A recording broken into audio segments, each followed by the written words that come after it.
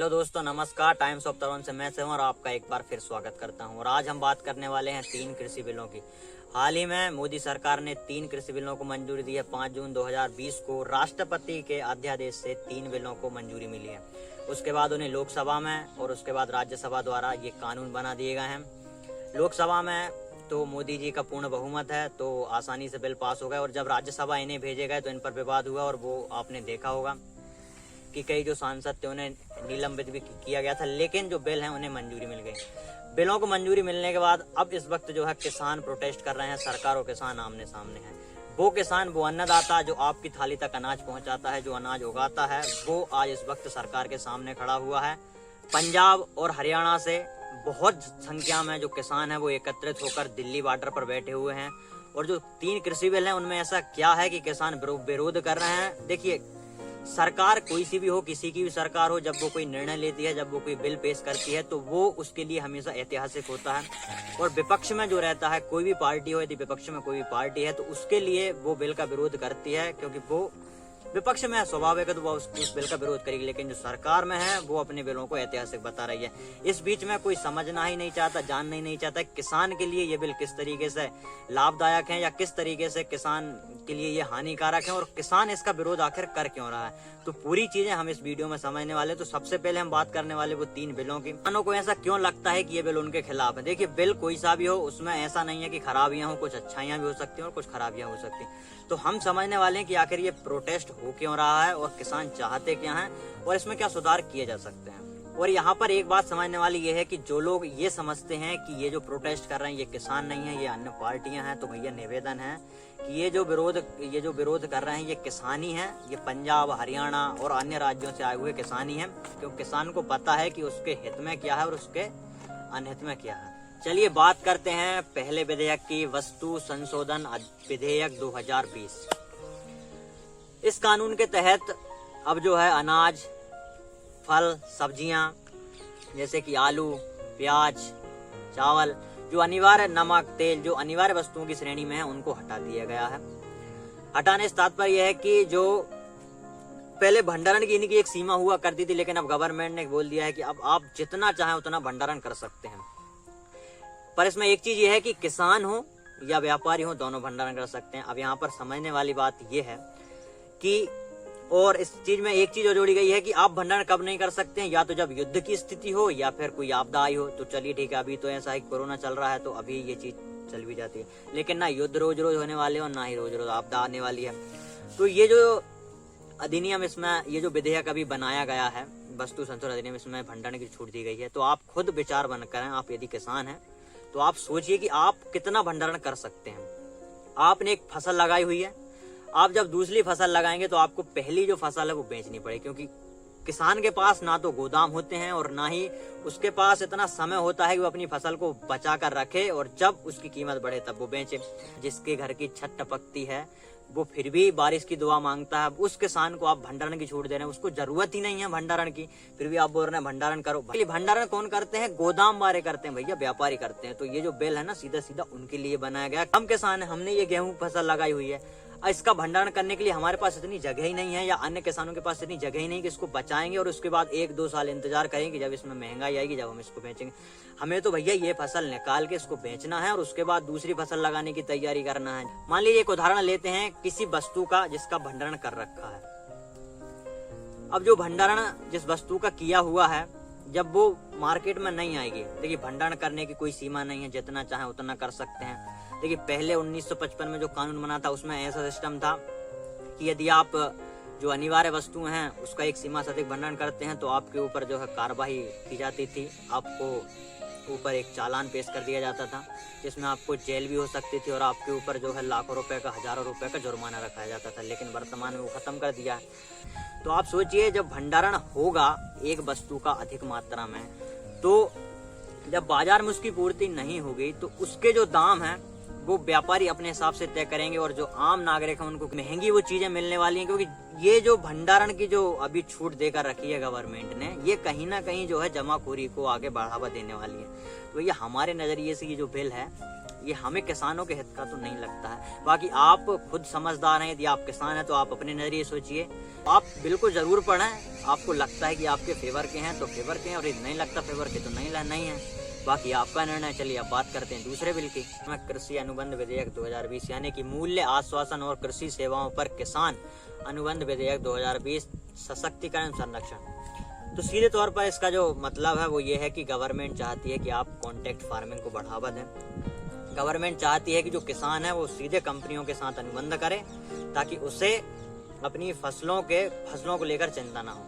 अभी जो है पहले जैसे कि मान लीजिए कि जो लेस चिप्स बनाती है, और जैसे कि पार्ले जी को जो है गेहूं चाहिए, तो लेस कंपनी जो है किसानों के साथ अनुबंध कर ले कि भाई आप जो है 100 एकड़ 200 एकड़ 500 एकड़ जिसको जितना उसको लगे वो अनुबंध कर लेगी वहाँ के किसानों के साथ, लोकल किसानों के साथ, कि आप जो है अपनी जमीन पर केवल आलू की फसल लगाएं और आपकी जो आलू की फसल है वो लेस कंपनी खरीदेगी।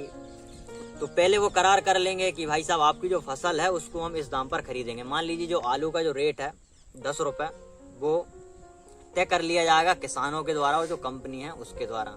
इस बिल को पढ़ेंगे तो ये बढ़िया बिल है। इसमें एक छूट ये है कि आप चाहें तो कर सकते हैं अनुबंध, और आपको यदि अनुबंध नहीं करना है, आप अपने हिसाब से खेती करना चाहते हैं तो आप उसके लिए भी स्वतंत्र हैं। तो इस बिल में विरोध के लायक ऐसा कुछ है नहीं। बाकी जो कॉन्ट्रैक्ट फार्मिंग का जो फॉर्मूला है ये अभी वर्तमान में नहीं आया, इससे पहले भी ये कॉन्ट्रैक्ट फार्मिंग होती चली आ रही है 2012 से, जब मनमोहन सिंह जी की सरकार थी उस समय से कॉन्ट्रैक्ट। हाँ, लेकिन अभी इस बिल के आने के बाद ये जो है बड़े स्तर पर हो सकती है। लेकिन किसानों को ये भय है कि कॉन्ट्रैक्ट फार्मिंग यदि वो करते हैं तो उनके जमीन पर वो केवल मजदूर बनकर रह जाएंगे, उनकी जमीन जो है छीन ली जाएंगी। तो इसको थोड़ा सा हम क्लियर करें कि इसमें ऐसा कुछ नहीं है, किसानों की जमीन जो है छीनने वाली नहीं है। केवल कॉन्ट्रैक्ट होगा आपकी फसलों को लेकर, आपकी जमीन पर, और आपकी जो जमीन फसल है उसको तय दाम पर जो है कंपनी खरीदेगी। हाँ, लेकिन इसमें कुछ खामियां भी हैं, तो एक दो खामियां हम आपको बताते हैं। कि मान लीजिए कॉन्ट्रैक्ट वाले जो कॉन्ट्रैक्ट फार्मिंग जो कंपनी जिसके साथ आप अनुबंध कर रहे हैं, मान लीजिए आपने आलू की फसल लगाई हुई है और उसके साथ आपका अनुबंध जो है 10 रुपए है पर केजी के हिसाब से, और आपको जो मार्केट में अन्य जगह जो प्राइस है वो 20 रुपए पर केजी के हिसाब से मिलेगा। तो इस दशा में यदि किसान अपनी जो फसल है यदि बाहर मार्केट में बेच दे तो उस दशा में उस अनुबंध के साथ क्या होगा। दूसरी बात, मान लीजिए जो आलू है जिस 10 रुपए में जो करार हुआ है और मार्केट में वो आलू मात्र 5 रुपए में मिले यदि कंपनी को, तो यदि वो दूसरी जगह से खरीद लेती है और मान लीजिए किसान के साथ करार को तोड़ देती है, तो देखिए ऐसे जो करार हैं ये जो टेंडर जारी करते हैं, जो करार अनुबंध किए जाते हैं, ये कई दशाओं में फंस हो जाते हैं। तो किसान जो है इस चीज को लेकर आश्वस्त नहीं है, उसे इस चीज का भय है कि जो प्राइवेट कंपनियां हैं वो जो है किसान के ऊपर जबरन अपना जो एक प्राइस है वो थोपेंगी और किसान जो है मजबूर हो जाएगा, और उनको ऐसा लगता है किसान जो अपनी जमीन पर केवल मजदूर बनकर रह जाएगा। ये बढ़िया बिल है। इसमें जो छूट दी गई वो ये है कि यदि आप करना चाहें कॉन्ट्रैक्ट फार्मिंग तो कर सकते हैं, नहीं करना चाहते हैं तो नहीं कर सकते हैं। तो इस बिल में ऐसा कुछ लगता नहीं है कि ये किसान के हित का अनित का है, ये ठीक है।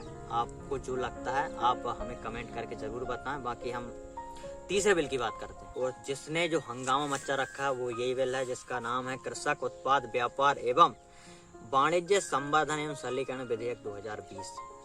ये जो विधेयक है ये किसान को ये छूट देता है कि ये एपीएमसी यानी कि मंडियां, जिन्हें बोला जाता है एमपी, छत्तीसगढ़, राजस्थान, पंजाब, हरियाणा मंडियां बोलते हैं, और बाहर जो है बाजार समितियां बोलते हैं, जैसे कि पटना बिहार साइड, इन्हें बाजार समितियां बोलते हैं। इनसे बाहर अपने उत्पाद को बेच सकता है।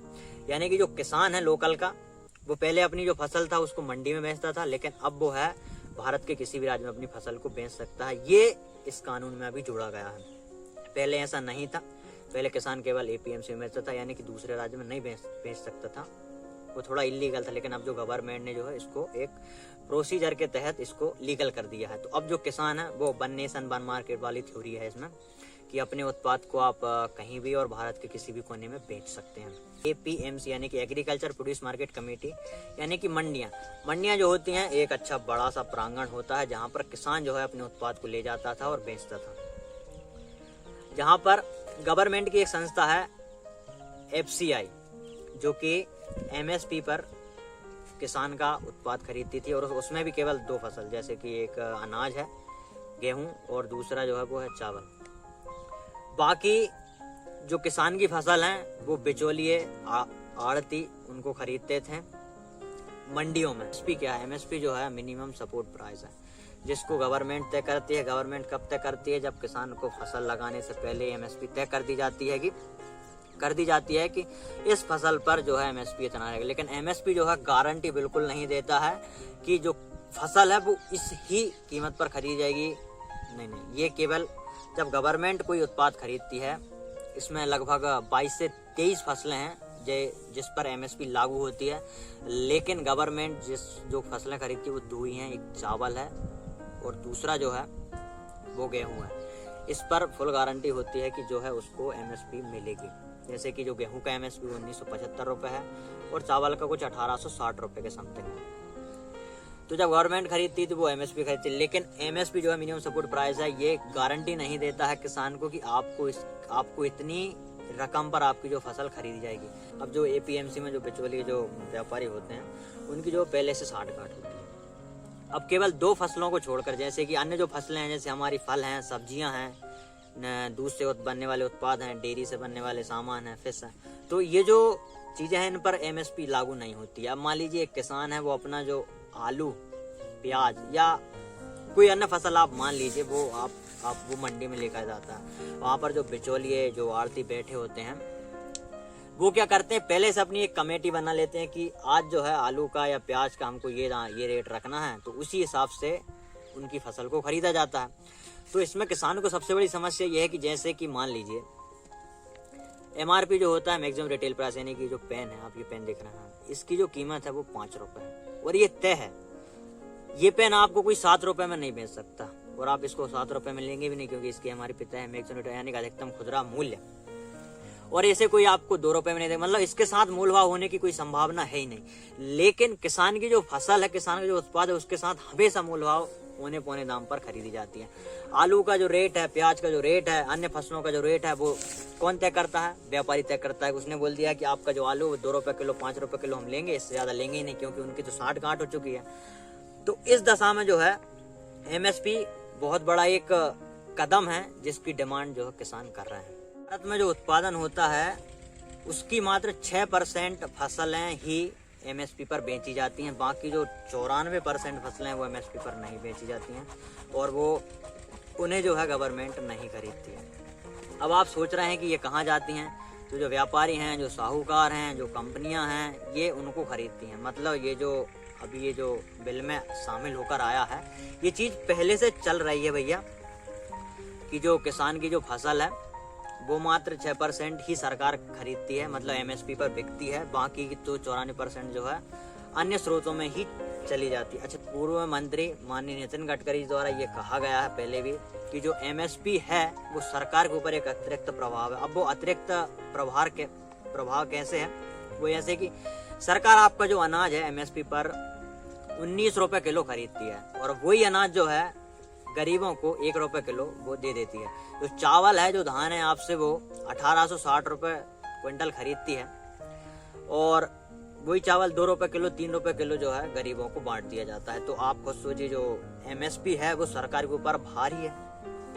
लेकिन यदि एमएसपी नहीं होगी तो फिर किसान बर्बाद हो जाएगा भैया। किसान की जो स्थिति 70 सालों से चली आ रही है वो आज भी रहेगी और आगामी समय में तो इससे ज्यादा बदतर होनी, क्योंकि जिस तरीके से मोदी जी निजीकरण के पीछे पड़े हुए हैं, उस तरीके से तो किसान को भी ये लगने लगा है कि उसकी जमीन पर वो केवल मजदूर बन के रह जाएगा। और ये बिल जो है भविष्य में, अभी की बात नहीं करा, अभी तो ये बिल बहुत अच्छे लग रहे हैं लोगों को, बाकी भविष्य में ये जो बिल है निजीकरण की ओर कहीं ना कहीं बढ़ते नजर आ रहे हैं। कि जिस तरीके से बिल बनाए गए हैं, आपको बताया कि ये जो पेन है इसका एक प्राइस है, ये इसकी एमआरपी है मैक्सिमम रिटेल प्राइस 5 रुपए है, तो आप इसे 7 रुपए में नहीं खरीद सकते। और ये जो बेचने वाला है वो आपको इसे 2 रुपए में भी नहीं देने वाला, तो ये आपको 5 रुपए में मिलने वाला है। तो भैया कुल मिलाकर समस्या ये है कि आप तय कर दीजिए कि जो आलू की कीमत है वो 10 रुपए रहेगी, आप उसे कहीं से खरीद लें, ना वो आपको 12 रुपए मिलने वाला, ना वो आपको 8 रुपए मिलने वाला, आपको वो मिलेगा 10 रुपए में।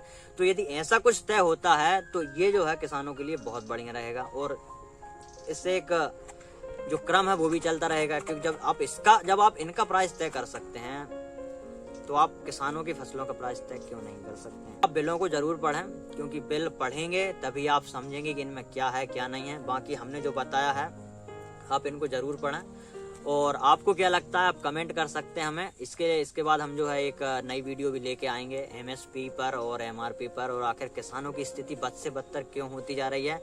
और सरकारें कोई सी भी रही हों, वो हमेशा किसानों से पल्ला झाड़ना चाहती हैं। और किसान जो है, आप समझिए, किसान जो है ना एकदम नींव है। कृषि प्रधान देश इसे इसलिए कहा जाता है कि किसानों के साथ वाकई में 70 सालों से, और पता नहीं भविष्य में कब तक, हमेशा जो है दुर्व्यवहार होता आया है।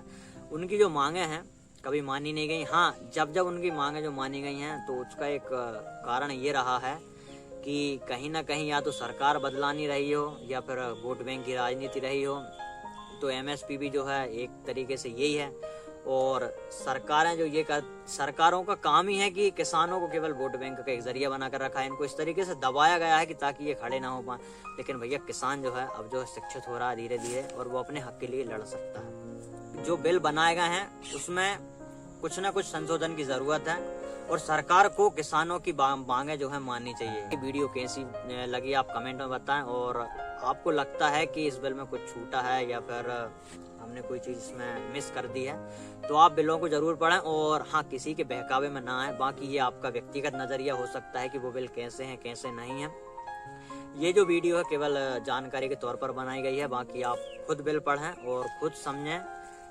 बाकी आपसे पुनः मुलाकात होगी एक नई वीडियो के साथ। तब तक के लिए बहुत बहुत धन्यवाद। नमस्कार।